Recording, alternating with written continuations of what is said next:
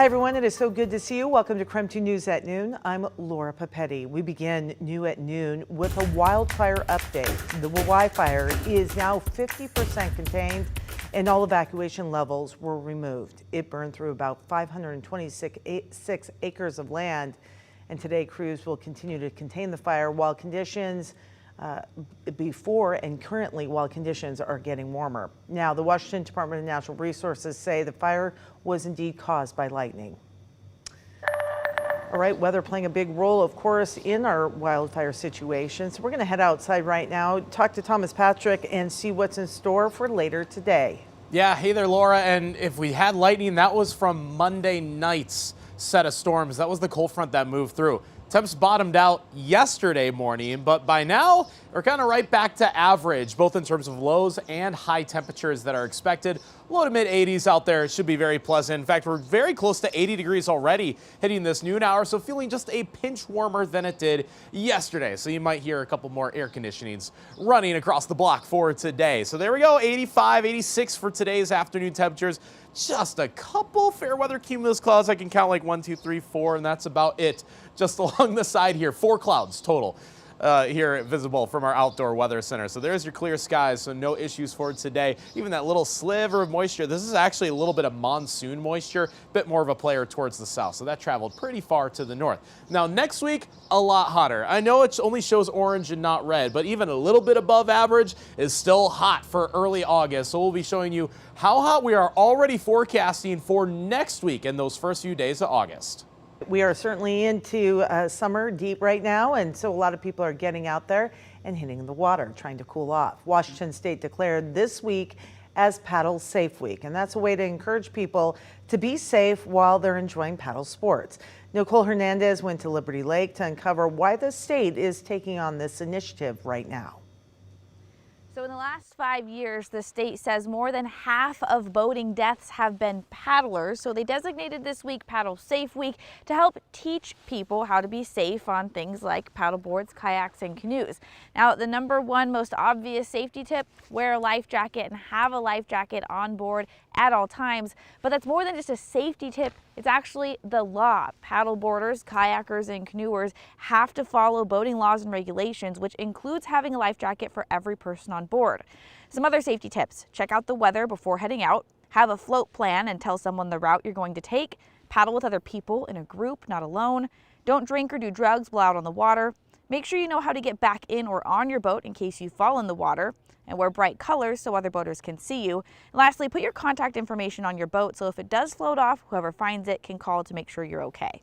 And while paddling, of course, is a super popular thing to do here in the summer in the inland Northwest, so is just regular boating. I talked to a boat club out in North Idaho who says more women are taking on the hobby. All aboard the Let It Be. All right, hang on. In the captain's seat, Have fun. Karen Thornburg. My favorite part is going all the way down to neutral, sometimes turning off the boat. Like I'll show you. Karen is quickly becoming a boating master. This is my favorite part right here. I can be out in the middle of the lake. It's a pretty new pastime for her, though. I've never driven a boat. Never. Not until the past few months, at least. Each time I go out, I just feel more comfortable and more comfortable. And each time she goes out, she notices a pattern. I'll watch all the other boats that go out, and it's always a man driving. I've seen very few women go out where they're driving and they're taking care of everything. Boat US says men outnumber women 7-1 when it comes to actually owning a boat. But Freedom Boat Club says 35% of their members nationally are women, partly because it's accessible. Everybody can do this. It's not hard. The club takes care of the boats and even teaches you how to drive them. You're completely independent on the water, and that's a great feeling. Giving women like Karen, Very relaxing. and other women across the country, that freedom. So one thing to note, if you're going out and boating in Idaho, you do not need a boating license to drive, but you do need one here in Washington State. So if you're getting out this summer, just make sure you know the laws and know how to stay safe. In Liberty Lake, Nicole Hernandez, KREM 2 News. Spokane mayoral candidates held a debate at the downtown library last night, and the focus of it, homelessness. Tim Archer, Lisa Brown, Kelly Stevens, and incumbent Mayor Nadine Woodward were all in attendance. Candidates had time for opening and closing statements and also to share how they plan to address homelessness. They also answered several questions including what factors they believe contributed to the current population of unsheltered people here in Spokane. Lack of planning by the city and local governments is part of the problem. We have addiction on the street that we see every single day. They cannot be housed. They need to be helped first. And then, of course, mental health. Number one, lack of law enforcement. Number two, addiction. And number three, mental health.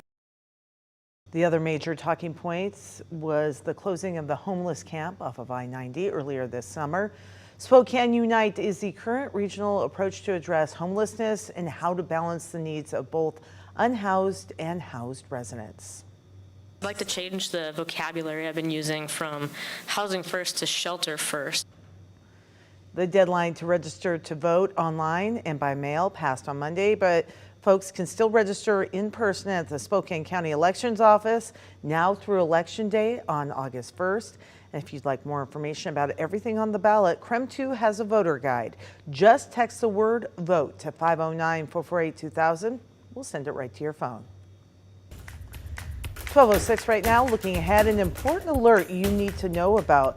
The Department of Social and Health Services announced they are undergoing an IT upgrade that will impact services coming up next month.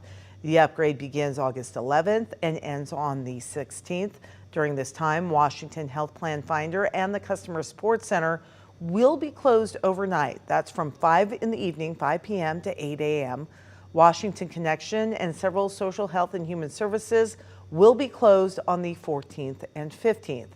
Also, the Washington State Health and Human Services Enterprise Coalition prompted the update to try to improve the collaboration between its public benefit systems. If you need help during the upgrade, call 211 or visit wa211.org.